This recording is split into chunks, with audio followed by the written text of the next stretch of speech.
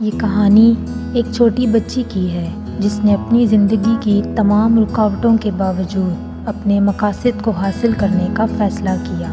اسے واقعی پرواہ نہیں تھی کہ اس کے پاس پیسہ ہے یا نہیں، کیونکہ اس کے لیے سب سے اہم چیز اس کی خواہش تھی۔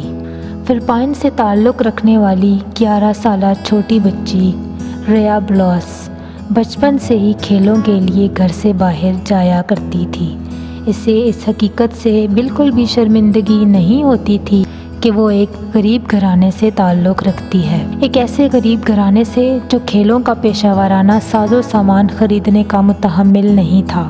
لیکن اس کے باوجود اس نے دن رات سخت محنت کی۔ اس کے دوستوں نے اس کا مذاق اڑایا، اس کی طرف حقارت آمیز اشارے کیے اور اسے بیکاری تک کہا، لیکن اسے اس کی پرواہ نہیں تھی۔ وہ صرف اپنے شوق سے محبت کرتی تھی۔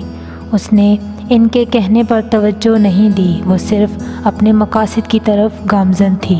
کچھ سال بعد ایک مقامی اسکول میں بچوں کے لیے ایک اسپورٹ کلب کا انعقاد کیا گیا۔ ریہ اسپورٹ کلب میں شامل ہونا چاہتی تھی، لیکن اس کے والدین اس کو وہاں داخلہ نہیں دلوا سکتے تھے۔ لیکن لڑکی نے اپنے والدین سے صرف ایک بات کہی کہ وہ اسے صرف کلب میں شامل ہونے کا موقع فراہم کر، جبکہ دوسری طرف اس کے دوسرے ساتھیوں کو تربیت کے لیے تمام سہولیات میسر تھی، جبکہ ریہ صرف ساحل سمندر کے کناروں پر اپنی پریکٹس کرنے کی متحمل ہو سکتی تھی۔ اور بعد میں یہ بات واضح ہو گئی کہ اس کی یہ انتھک محنت ہی اس کی کامیابی کی وجہ بنی۔ جیسے تیسے کر کے ریہ کو داخلہ مل گیا۔ اب جو ہونے والا تھا، اگر وہ نہ ہوتا تو اس لڑکی کی کہانی کے بارے میں دنیا میں کسی کو بھی معلوم نہ ہوتا۔ ریہ نے بین الاقوامی اسکول مقابلہ میں حصہ لیا، اور یہ اچھا ہوا کہ اس کا انعقاد ریہ کے آبائی شہر میں ہی ہوا، کیونکہ زیادہ تر امکان تھا کہ اگر یہ مقابلہ دور کسی بڑے شہر میں منعقد ہوتا تو ریہ کو جانے کا موقع نہ ملتا۔ ریس کے آغاز میں ہی وہاں موجود تمام لوگوں نے سرگوشی شروع کر دی، کیونکہ اس عظیم نوجوان ایتھلیٹ کے پاس سنیکرز، دوڑ میں پہنے جانے والے جوتے نہیں تھے۔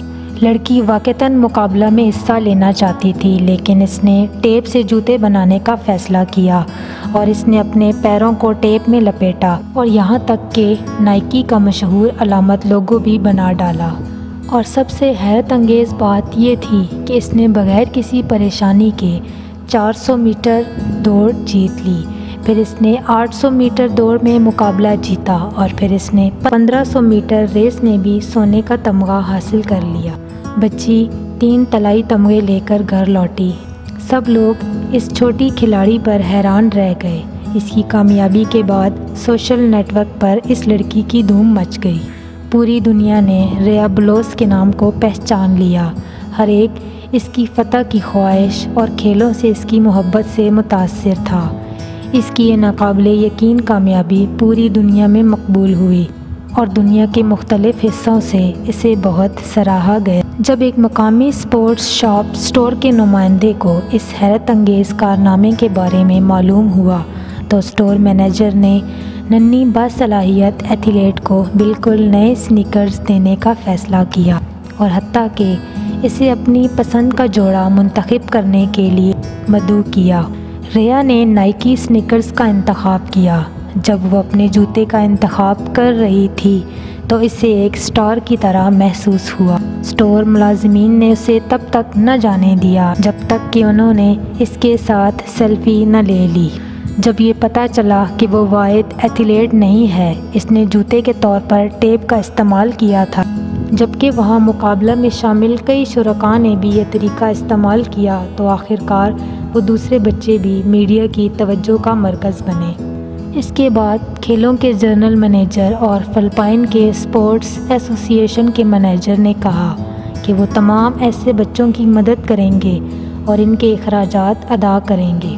ایک بار پھر یہ ثابت ہوتا ہے کہ کامیابی میں کوئی رکاوٹ نہیں ہے، سب سے اہم چیز خواہش اور عمل ہے۔